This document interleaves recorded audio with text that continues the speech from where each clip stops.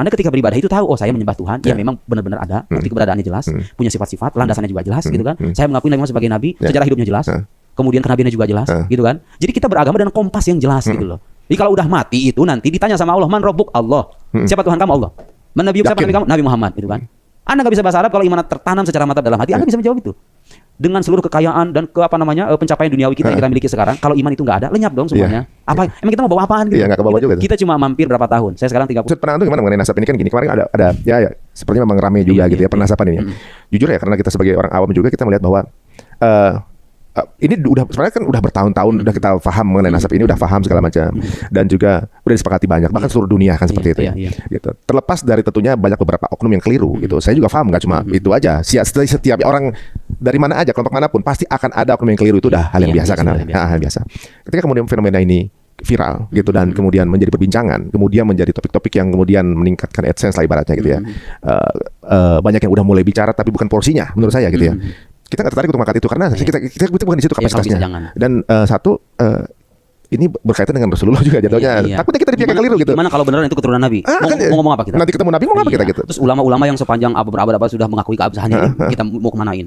Ya kan? Ya ini sih sebetulnya gini. Kalau ini sikap saya secara pribadi dan saya juga ya ini nasihat dari guru saya. Jadi begini, beragama yang baik itu kita kan namanya, kita aliran ini Ahlus Sunnah wal Jamaah kan. Jamaah itu kan artinya bersama-sama. Ya cari mayoritas dong, ya kan? Kalau mayoritas ulama mengatakan begini, ikut aja lah. Kita sebagai orang awam nih, enggak usah pusing-pusing gitu. Kalau banyak ulama berpendapat begitu. Kenapa? Karena ada hadis Mas, jaminan dari Nabi. La tajtami ummati alal khata' alal dalalah. Jadi umat Nabi Muhammad itu gak akan bersepakat tentang kesesatan, tentang sebuah kesesatan. Jadi kalau mayoritas ulama mengatakan A, ijma namanya ya, dalam ilmu Islam itu namanya ijma, kesepakatan ulama. Itu tidak ada garansi dari Nabi. Mereka itu gak akan bersepakat tentang kesesatan gitu loh. Kalau sudah ijma itu, ya udah kita percaya aja gitu loh. Dan sekali lagi, kepercayaan ini bukan landasannya bukan kepercayaan buta, tapi karena kita yakin bahwa kalau ulama menyepakati, landasannya pasti ilmu. Gitu loh, ini kearifan ini yang kita perlukan. Tanpa harus berkomentar, ya silakan kalau yang punya keahlian. Ya, tapi saya secara pribadi dinasihati sama guru saya, iya min mukhalafatil ijma. Jangan sekali-kali kamu melanggar ijma ulama. Ulama itu pewaris para nabi loh, warasatul anbiya. Kita ini kalau pengen beragama seperti yang diinginkan sama Nabi, ya ikuti ulama aja. Ulama-ulama beneran ahli loh ya, bukan ulama istilahnya yang diulamakan. Ulama yang keilmuannya sudah teruji.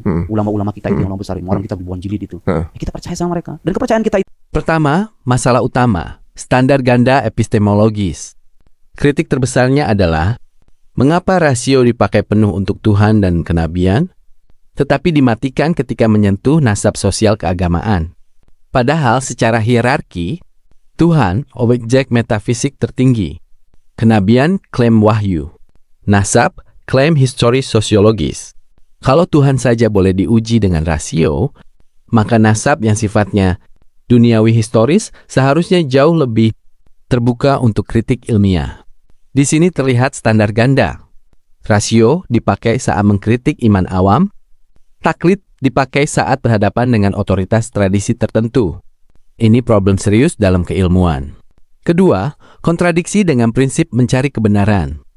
Ustadz Nuruddin sering mendorong, jangan ikut-ikutan, jangan warisan iman, cari dalil, cari kebenaran secara sadar. Tapi ketika ditanya, bagaimana validitas nasab Habib secara ilmiah dan historis? Jawaban yang muncul justru, ini sudah diyakini ulama. Ini perkara yang tidak perlu dipertanyakan.